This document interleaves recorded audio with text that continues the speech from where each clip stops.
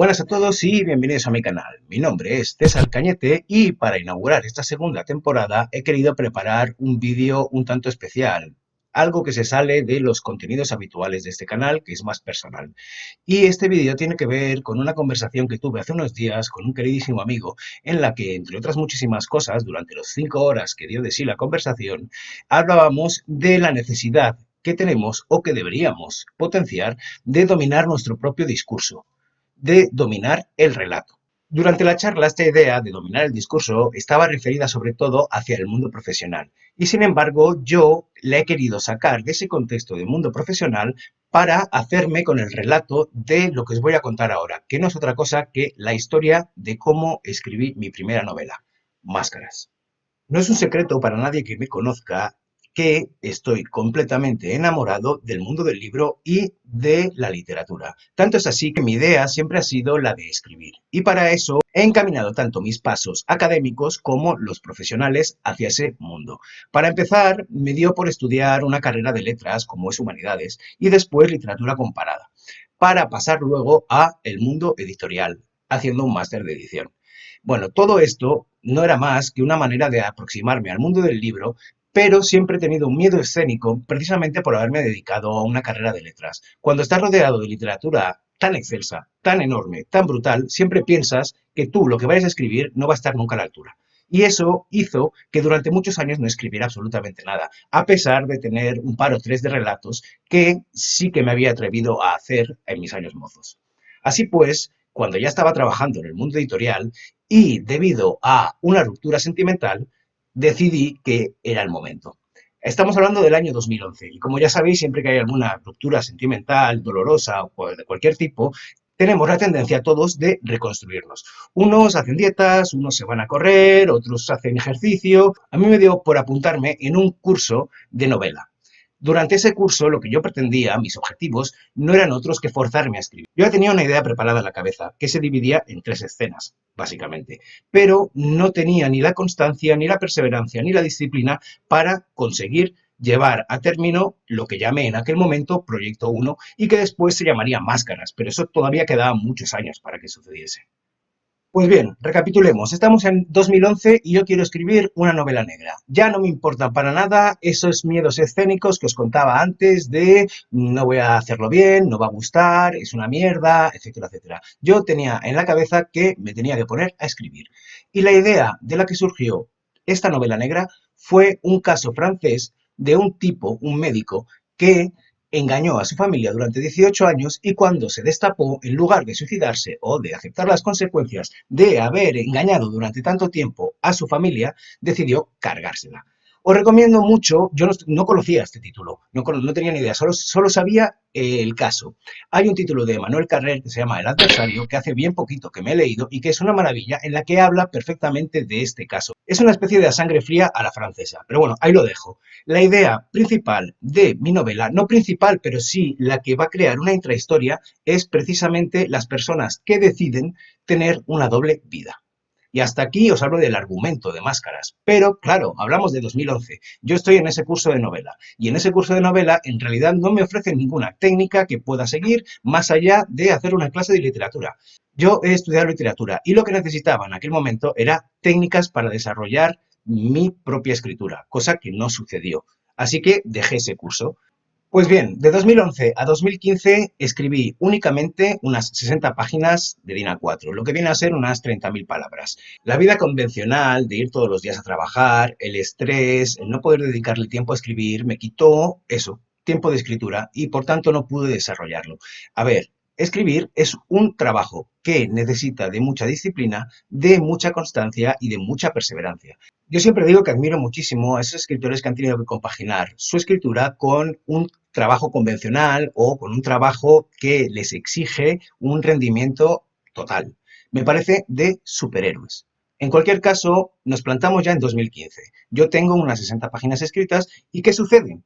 Que me echan de mi trabajo. Me dicen, oye chico, mira, ya no necesitamos tus servicios. Así que, mira, toma, finiquito y te piras, porque como es un despido no procedente, yo, en lugar de desesperarme y volverme loco a buscar otro curro dentro de mi mundo profesional, pensé, llevas muchos años invertidos aquí, ¿por qué no inviertes en ti? y fue cuando decidí dedicarme 100% a la escritura. A nivel económico me lo podía permitir y a nivel tiempo podía disponer de todo el tiempo del mundo que necesitase para desarrollar aquella novela que llevaba ya 4 años en mi ordenador, con el nombre de Proyecto 1. Y a eso que me puse, he de decir que recuerdo aquella experiencia como algo muy gratificante a la vez de muy costoso. Me costó una barbaridad desarrollar todas las técnicas que necesitaba para ponerme a escribir. En un primer momento es un trabajo muy solitario. Yo no me había dado cuenta de que era una persona tan social y el hecho de que cada día viese a mis compañeros de trabajo, charlase con ellos, viese, participase de sus vidas y ellos participasen en la mía, que se cortase de golpe y me dedicase 100% a la escritura, me hizo pasar por algunos momentos de tumulto emocional. Pero bueno, ¿qué le vamos a hacer?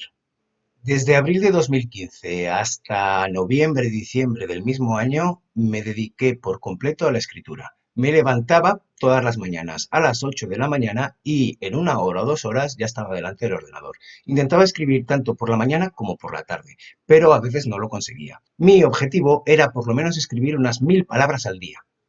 Además me lo tomé como un trabajo de oficinista. Es decir, si por la mañana escribía, por la tarde pensaba. Pero estaba siempre rodeado e inmerso en la historia que quería contar. Por supuesto, yo ya os he dicho antes que solo tenía 3 escenas y tuve que desarrollar toda la historia mientras la iba escribiendo.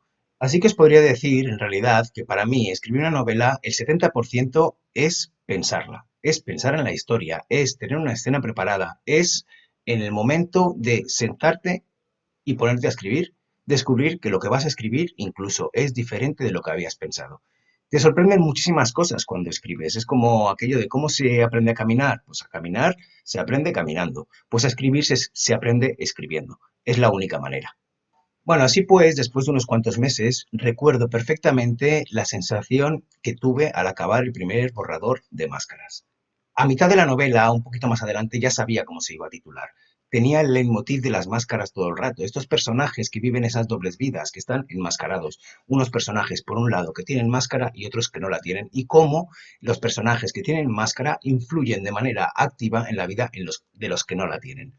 Pero bueno, en cualquier caso, lo que os decía, recuerdo muy bien la sensación al acabar, una sensación de satisfacción brutal a la vez que de pena brutal.